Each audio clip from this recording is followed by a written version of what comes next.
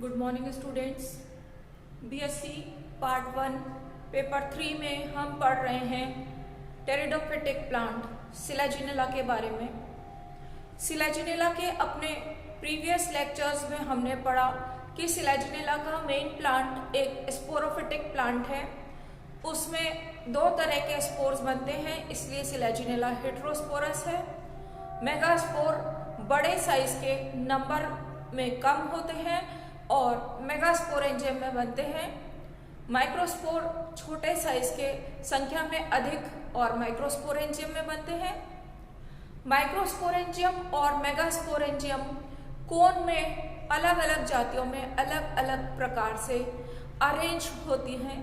कोन को शंकु भी कहते हैं।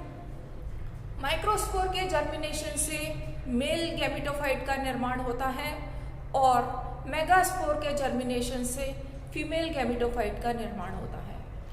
मेल गैमेटोफाइट में एंथ्रीडिया बनते हैं और एंथ्रीडिया में एंथ्रोजॉइड्स। एंथ्रोजॉइड फॉर्मेशन तक हम अपने प्रीवियस लेक्चर में पढ़ चुके हैं। इसके साथ ही हम पढ़ चुके हैं कि मेगास्पोर के जर्मिनेशन से किस तरह से फीमेल गैमेटोफाइट का निर्माण होता है।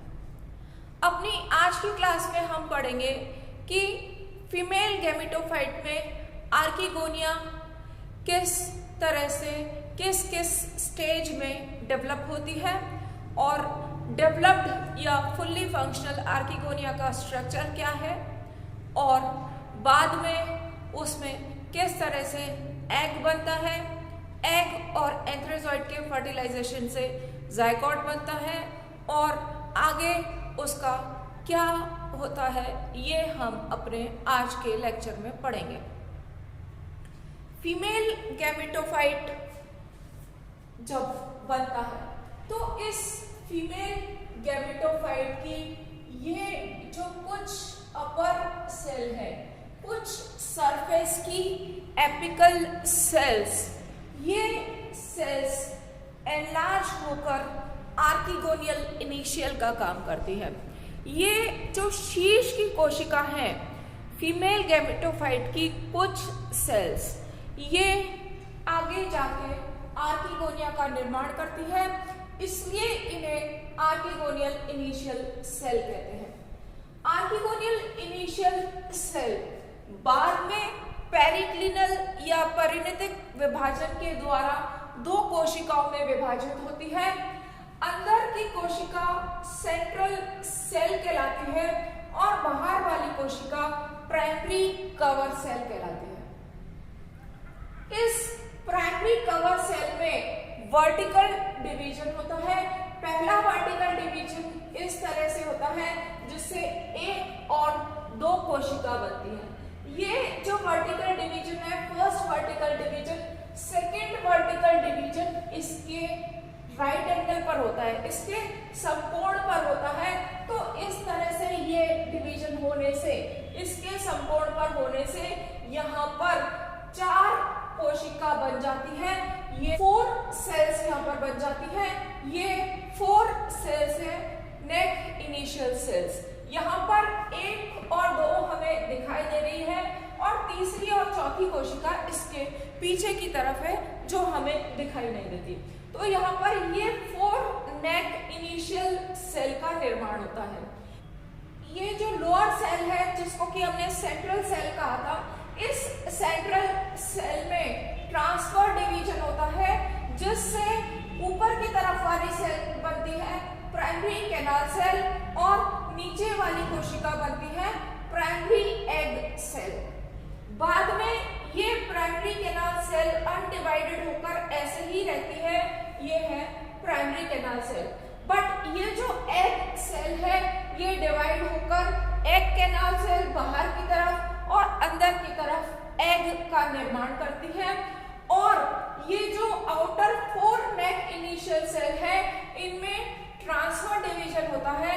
इस ट्रांसफर डिवीजन से इन 4 कोशिका जो यहाँ पर 4 नेक इनिशियल सेल थी, यहाँ पर ये 8 नेक इनिशियल सेल बन जाती है। और ये जो 8 नेक इनिशियल सेल है इनमें 4 रोज होती है, 4 पंक्ति की कोशिका है, या 4 पंक्तियां हैं और हर पंक्ति में इसमें ये जो है ये 2-2 कोशिका है, एक ये अपर वाली, एक नीचे वाली, एक पंक्ति ये, दूसरी ये, तीसरी और चौथी इसके पीछे है। तो ये 4 रो ऑफ सेल है और 2 सेल्स है इन ईच रो। तो इस तरह से ये जो है डेवलप्ड आर्किगोनिया इस तरह से दिखाई देती है, या यहाँ पर उसका परिवर्तन पूरा होता है। आर्किगोनिया के डेवलपमेंट के साथ ही मेल गैमेटोफाइट में एंथ्रीडिया का डेवलपमेंट कंप्लीट होता है और एंथ्रीडिया से एंथ्रोजॉइड्स रिलीज होते हैं। जब निषेचन का समय होता है, जब ये दोनों परिवर्तित हो जाते हैं, मेल रिप्रोडक्टिव ऑर्गन और फीमेल रिप्रोडक्टिव ऑर्गन, तब ग्रीवा नाल कोशिका या नेक कैनाल सेल जो होती है वो और एग कैनाल सेल, ये दोनों सेल जो है प्राइमरी कैनाल सेल या इसको नेक कैनाल सेल भी कहते हैं, और एग कैनाल सेल, ये दोनों सेल्स विघटित होकर ये जो है एक चिपचिपा या विस्कस मटेरियल बनाती है, जो कि पानी को सोखकर वाटर एब्जॉर्ब करके फूल जाता है, सॉलन हो जाता है, और फूलने के बाद आवरण कोशिका पर ये जो सेल्स है, इन सेल्स पर क्योंकि ये फूल जाती है तो इनका प्रेशर इन कोशिकाओं पर, आवरण कोशिकाओं पर पड़ता है और ये सेल्स जो है अपने स्थान से हट जाती है। इन सेल्स के हटने से ये जो पुमणु है, एंथ्रोजॉइड्स जो एंथ्रीडिया से डेवलप हुए थे, उनके लिए यहाँ पर एग में एंटर होने का पैसेज या रास्ता बन जाता है। पुमणु अंदर प्रवेश कर जाते हैं, एंथ्रोजॉइड्स इसके थ्रू अंदर प्रवेश कर जाते हैं और वो एग से, यहाँ पर ये जो एग है इससे फर्टिलाइज करके ये जो है ये ज़ायगोट का निर्माण करते हैं।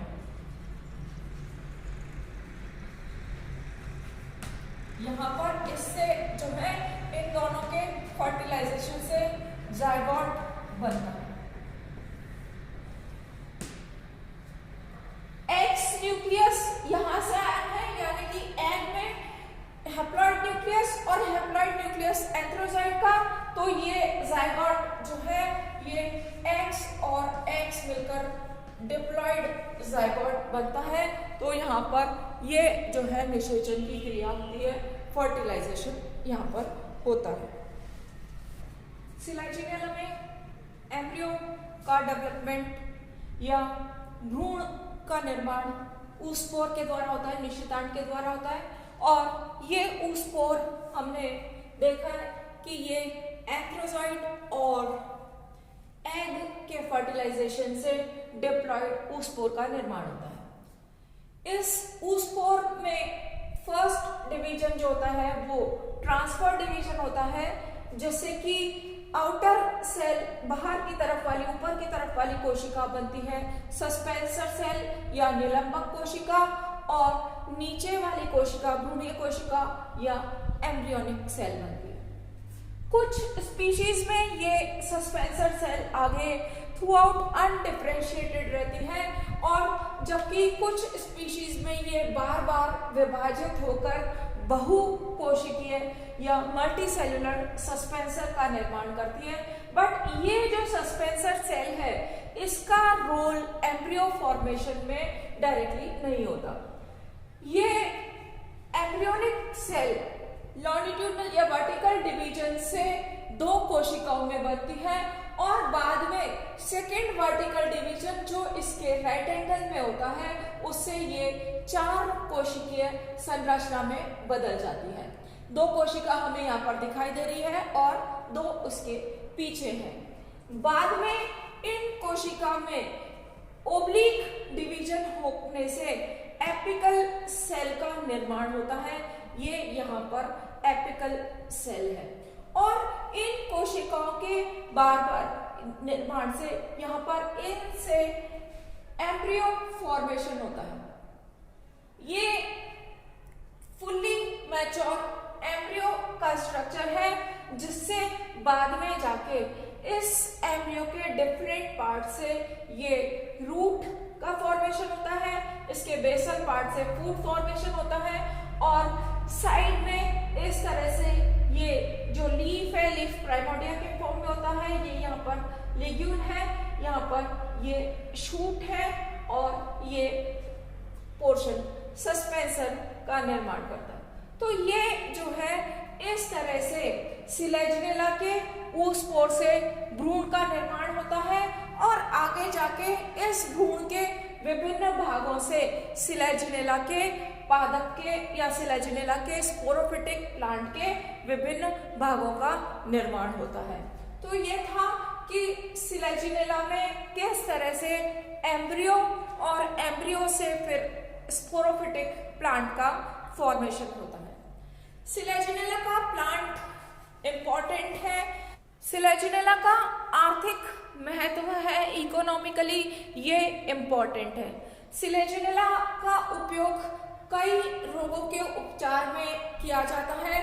इसको संजीवनी बूटी के रूप में जाना जाता है, और आदिवासी लोग जो हैं वो इसका इस्तेमाल बहुत से रोगों के उपचार में करते हैं।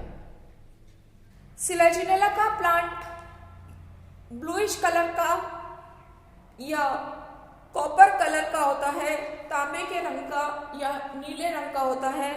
इसका हरा रंग भी बहुत सुंदर होता है, चमकदार होता है, इसलिए इसकी कुछ स्पीशीज को सजावटी पौधे के रूप में या ऑर्नामेंटल प्लांट के रूप में काम में लिया जाता है।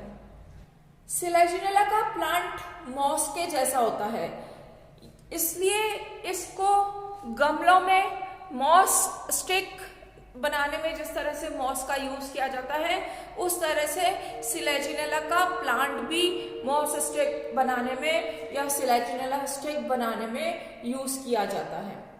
कुछ इसकी सिलेजिनेला की जीरोफिटिक स्पीशीज है, जैसे सिलेजिनेला लेपिडोफिला या सिलेजिनेला पिलीफेरिया।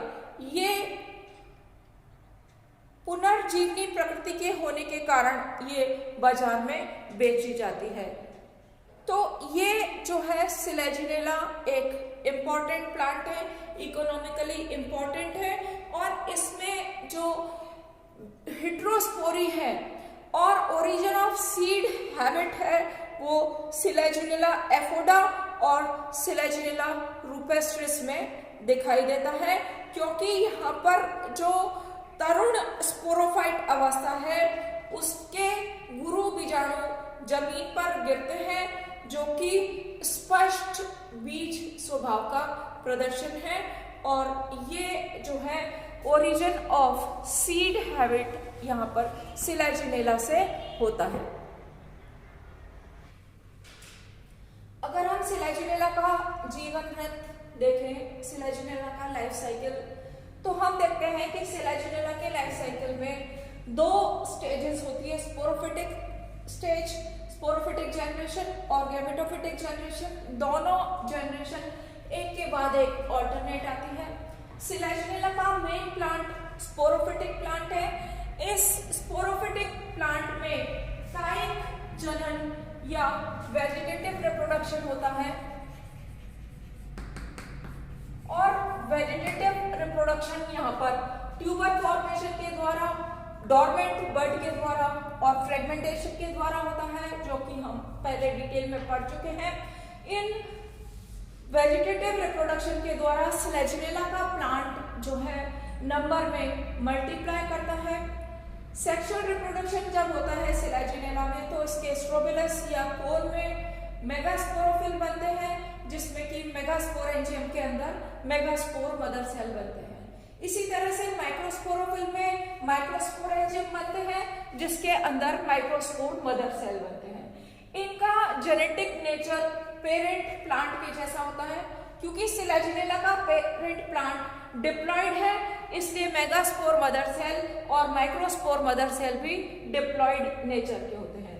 बाद में यहाँ पर मियोसिस या रिडक्शन डिवीजन होता है, जिससे कि microspore mother cell diploid microspore mother cell से हैप्लॉइड माइक्रोस्पोर बनते हैं। इसी तरह से डिप्लॉइड मेगास्पोर मदर सेल से हैप्लॉइड मेगास्पोर बनते हैं। तो यहाँ पर डिप्लॉइड से हैप्लॉइड बन जाता है। स्पोरोफिटिक जनरेशन से गैमेटोफिटिक जनरेशन की शुरुआत होती है। मेगास्पोर के जर्मिनेशन से फीमेल गैमेटोफाइट बनता है, माइक्रोस्पोर के जर्मिनेशन से मेल गैमेटोफाइट बनता है। फीमेल गैमेटोफाइट में आर्किगोनियम, मेल गैमेटोफाइट में एंथ्रीडियम बनते हैं। आर्किगोनियम में बने हुए एग और एंथ्रीडियम में बने हुए एंथ्रोजॉइड में जब फर्टिलाइजेशन होता है, तो यहाँ पर फर्टिलाइजेशन का मतलब है संयुग्मन। इन दोनों के केंद्रक जो है संयुग्म हो जाते हैं और X और X यानी कि हैप्लॉइड से डिप्लॉइड जाइगोट का निर्माण होता है। इस डिप्लॉइड जाइगोट के फर्दर डेवलपमेंट से एम्ब्रियो बनता है। एम्ब्रियो से यंग स्पोरोफाइट का निर्माण होता है और इससे सिलेजिनेला के स्पोरोफिटिक प्लांट का निर्माण होता है। तो इस तरह से सिलेजिनेला के प्लांट में दो जनरेशन, स्पोरोफिटिक जनरेशन और गैमेटोफिटिक जनरेशन ऑल्टरनेट एक के बाद एक होती है और इन जनरेशन का मेन कॉज है फर्टिलाइजेशन और रिडक्शन डिवीजन। रिडक्शन डिवीजन होता है फॉर्मेशन ऑफ मेगास्पोर और माइक्रोस्पोर के समय और फर्टिलाइजेशन होता है एग और एंथ्रोजॉइड से जाइगोट बनने के कारण। तो ये था सिलेजिनेला का जीवन वृत्त या लाइफ साइकिल। इसी के साथ हमारा ये टॉपिक सिलेजिनेला खत्म होता है। आज के लिए बस इतना ही। Thank you.